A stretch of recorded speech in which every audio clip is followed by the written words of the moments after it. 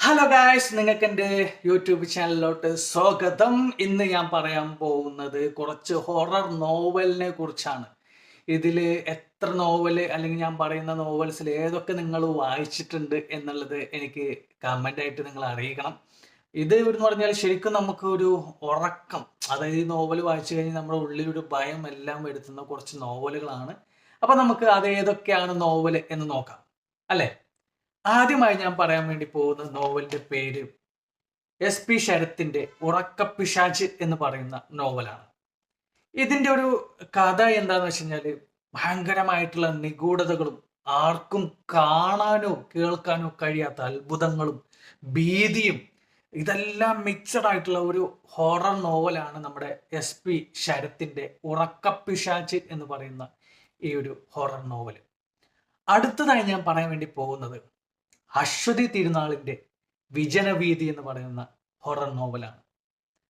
ഇത് ശരിക്കും നമുക്ക് ഈ സൈക്കോളജിക്കൽ ഹൊറർ നോവലില്ലേ, അതൊക്കെ ഇഷ്ടപ്പെടുന്നവർക്ക് ഭയങ്കരമായിട്ട് ഇഷ്ടപ്പെടുന്ന, അല്ലെങ്കിൽ അവരൊക്കെ വായിച്ചിരിക്കേണ്ട ഒരു ഒരു എവർഗ്രീൻ ക്ലാസിക് ഐറ്റമാണ് നമ്മുടെ അശ്വതി തിരുനാളിന്റെ വിജനവീതി എന്ന് പറയുന്ന ഈ ഒരു നോവല്.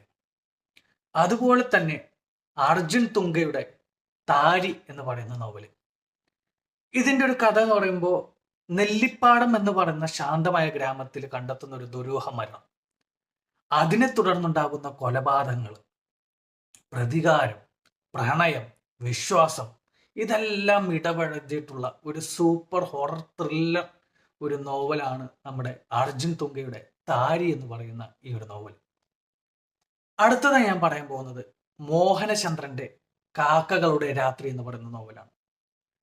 ഇത് ശരിക്കും പ്രേതങ്ങളുടെയും അതേപോലെ ത്രികാലജ്ഞാനിയായ കാക്കകളുടെയും നിഗൂഢത നിറഞ്ഞ രാത്രികളുടെയും മാന്ത്രികത വിടർത്തിയ ഒരു അടിപൊളി ഒരു കഥയാണ് കാക്കകളുടെ രാത്രി എന്ന് പറയുന്ന ഈ ഒരു ഹൊറർ നോവൽ.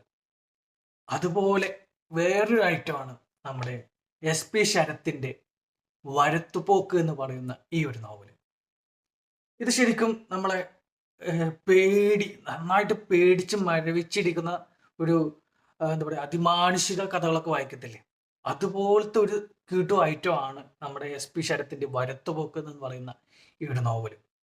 ശരിക്കും സത്യമാണോ അതോ മിഥ്യയാണോ എന്ന് തിരിച്ചറിയാൻ സാധിക്കാതെ വായനക്കാരെ ശരിക്കും ആശയക്കുഴപ്പത്തിലെത്തിക്കുന്ന ഒരു അടിപൊളി കഥയാണ് നമ്മുടെ SP ശരത്തിന്റെ വരത്തുപോക്ക് എന്ന് പറയുന്ന ഈ ഒരു നോവല്. അതുപോലെ തന്നെ നമ്മുടെ SK ഹരിദാസിന്റെ കറുത്തച്ഛൻ എന്ന് പറയുന്ന ഒരു നോവലുണ്ട്. ഇതിന്റെ ഒരു ഉള്ളടക്കം എന്ന് പറയുന്നത് നമ്മുടെ ഒരു പെൺകുട്ടി ആത്മഹത്യ ചെയ്യാണ്. ആ ആത്മഹത്യയെ തുടർന്ന് അവിടെ നടക്കുന്ന കൊലപാതകങ്ങൾ, അതിനെ അന്വേഷിക്കാൻ വരുന്ന പോലീസിന്റെയും മനഃശാസ്ത്രത്തിന്റെയും അപ്പുറമുള്ള ഒരു വേറിട്ട ഒരു പ്രേതകഥയാണ് നമ്മുടെ കറുത്തച്ഛൻ എന്ന് പറയുന്ന SK ഹരിദാസിന്റെ ഈ ഒരു നോവല്. അതുപോലെ തന്നെ ഒരു വേറെ ഐറ്റമാണ് മലയാറ്റൂർ രാമകൃഷ്ണന്റെ യക്ഷി എന്ന് പറയുന്ന നോവൽ.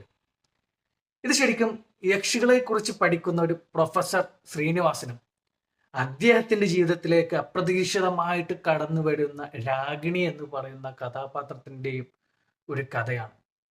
ഇതിൽ യാഥാർത്ഥ്യവും ഭാവനയും മാറി മറിയുന്ന മലയാളത്തിന്റെ എവർഗ്രീൻ മാസ്റ്റർ പീസാണ് യക്ഷി എന്ന് പറയുന്ന ഈ ഒരു മലയാറ്റൂർ രാമകൃഷ്ണന്റെ ഈ ഒരു നോവൽ. അതുപോലെ തന്നെ അജിൻ ജേക്കബിന്റെ കറുത്ത കുർബാന എന്ന് പറയുന്ന ഈ ഒരു നോവൽ. ഇത് ശരിക്കും ഇടുക്കിയിലാണ് ഇതിന്റെ ഒരു കഥ വരുന്നത്.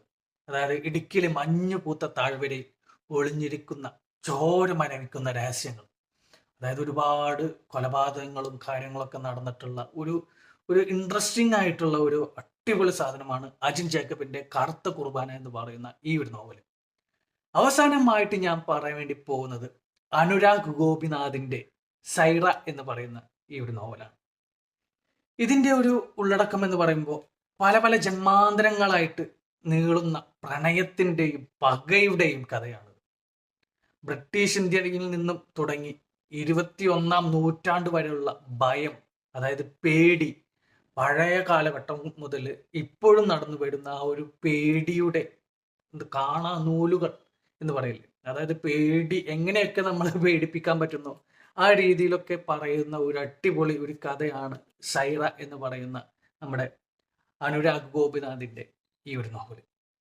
ഇതിൽ നിങ്ങൾ ഏതൊക്കെ നോവൽ വായിച്ചിട്ടുണ്ടോ അതിന്റെ അഭിപ്രായം എനിക്ക് കമന്റ് ആയിട്ട് അറിയിക്കണം.